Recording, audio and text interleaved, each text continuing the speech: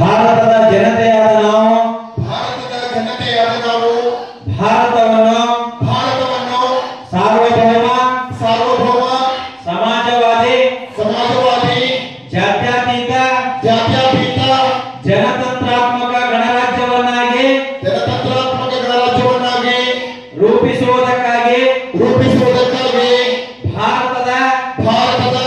ಎಲ್ಲ ನಾಗರಿಕರಿಗೆ ಸಾಮಾಜಿಕ ಸಂವಿಧಾನ ಪೀಠಿಕೆ ದೀಕ್ಷಾ ವಿಧಿ ರಾಷ್ಟ್ರಕ್ಕೆ ಭಾರತದ ಪ್ರಜೆಗಳಾದ ನಾವು ಭಾರತದ ಪ್ರಜೆಗಳಾದ